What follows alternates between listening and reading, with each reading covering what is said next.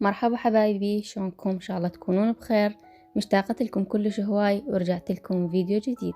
كلش اعتذر من عندكم، غبت عليكم هاي الفترة لانه بسبب فقدت انسانة كلش غالية علي. اتمنى من عندكم تترحموا لها بالتعليقات. هواي من عندكم تواصلتوا وياي على انستغرام، ولهذا السبب رجعت لكم اليوم بهذا الفيديو القصير. بهذا الفيديو راح نتعلم طريقتين كلش حلوة وسهلة للمبتدئين، للي ما يقدرون يكونون محترفين بالتغليف. بس إذا أول مرة تشوفوني كدعم إلي اضغطوا لايك واشتركوا بالقناة وفعلوا جرس الإشعارات حتى يوصلكم كل شي جديد أنزله. ويلا نبلش الفيديو. حبايبي، قبل لا أبدي بأي شغل من الكيك لازم أجهز المواد اللي أشتغل بيها، مثلا الحشوات، الجوز، الاسبتولات، الأشياء اللي حابة أشتغل بيها أحضرها قبل لا أبدي الشغل. وبهاي الأثناء راح أجاوبكم على كم سؤال إجاني بالفيديو السابق. قلت لكم انه انا راح اعتمد هاي الفقرة بالفيديوهات، فراح اجاوب على كم سؤال من الفيديو السابق. اول سؤال: الكيك من اقطعه ويبقى عندي الفتات وين اوديه او وين احتفظ بيه؟ اذا كان صالح وما بيه شي فهذا احتفظ بيه واستخدمه كحلويات. اقدر استخدمها للبيت ان للاطفال، لان صراحة ما ابيع غير سوالف غير اشياء غير الكيك. فالرابط تحت تلقونه بصندوق الوصف للكيك اللي يبقى عندكم زائد حتى تعلمون شنو تسوون بيه. السؤال الثاني: ما نوع الطحين المستخدم للكيك؟ طبعا الطحين تقدرون تستخدمون اي نوع تكون صفر. الدقيق طبعا الطحين للبلاد العربية اللي ما يعرفون شنو الطحين، فهو الدقيق يكون نوعيته صفر. اي نوع طحين نوعية ممتازة راح يكون يفي بالغرض. واني ما استخدم طحين السبونج اطلاقا، استخدم طحين الصفر العادي وما استخدم غير نوع. إذا كنتم متابعيني على الانستغرام، هذا حسابي قدامكم على الشاشة، تقدرون إنه أنتوا تتابعوني هناك، أتواصل وياكم أكثر، أخذ آراءكم وأجاوب على أسئلتكم وتعرفون أخباري أول بأول، وأشارككم كيكات جديدة هناك. هنا أنا مو دائما أنزل فيديوهات، لأن هنا الفيديو باليوتيوب يحتاج تعب ويحتاج مونتاج، فهناك أصور سريع وأنزل. فتعالوا تابعوني، أتشرف بالكل. السؤال اللي بعده يقول: لماذا لا أسقي الكيك؟ طبعا الكيك تسقونه إذا كان النوع مالته جاف أو كان مثلا قديم، فهذا يحتاج إلى سقي. فتسقون الكيك بالسيروب اللي هو الشيرة، تقدرون تسقونه. أما أني ما أستخدم هذا الشيء أبدا، لأن الكيك مالتي يكون تازة أشتغل يوم بيومه. وأيضا أستخدم هواي حشوات إذا تلاحظون، وكسقي يعطيها طراوة أكثر أستخدم المروار في كل طبقة. السؤال اللي بعده يقول: ليش تفصل الطبقات من بعض؟ طبقات الكيك لما تجي تقطعوها راح تفصل الطبقة من بعض. هذا يرجع لسبب عدم ضغط مالتكم على الكيك. إذا تلاحظون أنا بكل فيديو جاي أضغط بين طبقة وطبقة على الكيك حتى تلتصق الطبقات ويا بعض. وتأكدوا يكون الكيك بارد من تشتغلون به، إن كان على الحشوات أو إن كان الجو، لازم يكون الجو بارد.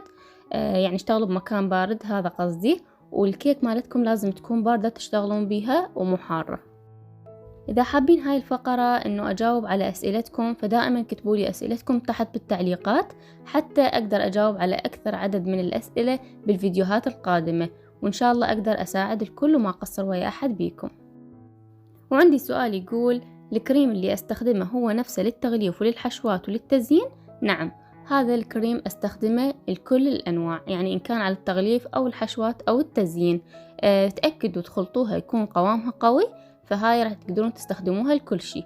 إذا حبيتوا الكريم مالتكم تكون القوام مالتها قوي، فاستخدموا لكل كوب كريم كوب ماء بارد جدا، بس لا تملون للآخر، وخافق لمدة 5 دقائق بدون توقف. واكو سؤال كلش هواي يجيلي على القناة ويتكرر بكل الفيديوهات: كيف يكون الكيك بهذا الارتفاع الشاهق؟ السبب يرجع لعدم التزامي بالمقادير، كلش مضبوط. لا تلتزمون بالمقادير كلش بحذافيرها، هذا الشيء راح يأثر عليكم وما راح تتقدمون. وهذا أكثر دائما أذكرها بكل الفيديوهات، لا تتقيدون بالمقادير. مثلا شوفوا العجينة مالتكم شنو تحتاج، أنا جاي أنطيكم الأساسيات اللي تستخدموها للكيك، بعدها أنتوا تقررون شنو تخلون أو تستخدمون للكيك مالتكم. مثلا كوب النشا، دائما تسألوني على كوب النشا هل نضعه كامل؟ فهذا الشيء راجع لكم. إذا كانت نوع الكيك مالتكم كلش عالي فضيفوا كوب كامل حتى يحافظ على ارتفاعها وما تهبط. أما إذا العفو كان الكيك يعني مو كلش عالي فاستخدموا نص كوب أو 3 ملاعق، هذا يكون كافي. وهذا آخر سؤال راح أخذه اللي هو لماذا لا أضع الزيت أو الحليب أو الخل؟ بكل بساطة هذا الكيك هو كيك الإسفنجي العالي أو الكيك المعامل، فهذا الكيك ما يستخدم له لا زيت ولا حليب. الزيت والحليب يستخدم في الكيك العادي اللي هو كيك الشاي. أما الخل فأني أستغني عنه لأن المواد لما تكون كلها باردة فما راح يكون الكيك مالتكم زفر، وأنتوا إذا ما تقدرون تستغنون أو يطلع الكيك عندكم زفر فعادي استخدموا الخل، ماكو أي مشكلة. واللي هنا أكون جاوبتكم على أكثر أسئلة تجيلي. حبايبي بهاي الكيكة مثل ما جاي تشوفون استخدمت طريقة كلش حلوة وبسيطة، غلفتها تغليف يعني عشوائي ومو منتظم أو مو ناعم كلش. فمثل ما جاي تشوفون بعدها استخدمت الاسباتولا تكون نظيفة وتطبطبون عليها بصورة خفيفة، راح تعطيكم هذا الشكل الحلو وراح تكونون يعني طلعتوا بشكل جميل وأقل جهد، وأيضا وفرتوا عليكم وقت. وإذا ظهر عندكم أي فتحة أو أي فراغ بالكيك فقط أخذوا كمية كلش قليلة من الكريم وضيفوها على الكيك ورجعوا أيضا طبطبوها وراح تعطيكم هذا الشكل الحلو. وتأكدوا تستخدمون الاسباتولا يعني استخدموا الطرف مالتها فقط.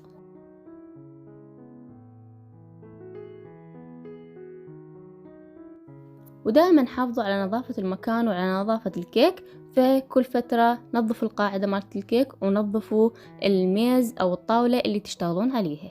أما على جانب الكيك فاستخدمت حشوة الفراولة. حشوة الفراولة حبايبي اللي أستخدمها يعني دائما ما تحتاج إلى تخفيف، وإذا كان قوام الفراولة اللي تستخدمونها قوي فخففوها بالماء فقط وراح تعطيكم نتيجة حلوة.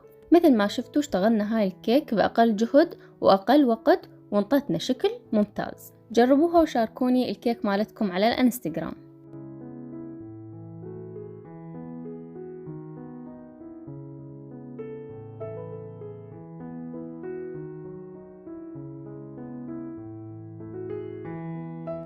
وراح اشتغل وياكم النوع الثاني من التغليف. ايضا راح استخدم طرف الاسباتولا وافر الكيك او احرك الستاند مالت الكيك يعني ابقي ايدي ثابتة وافر الستاند فقط، راح تعطيني هذا الشكل الحلو.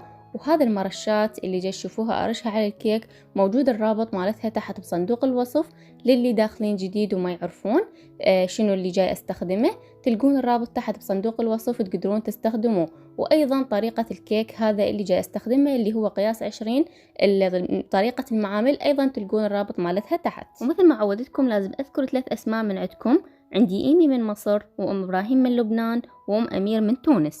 إذا حابين يطلع اسمكم بالفيديو القادم كتبوا لي اسمكم من وين تتابعوني، ولا تضوجون إذا ما طلع اسمكم بهذا الفيديو، جاية فيديوهات هواي وإن شاء الله أشاركها وياكم، أشارك أسماءكم.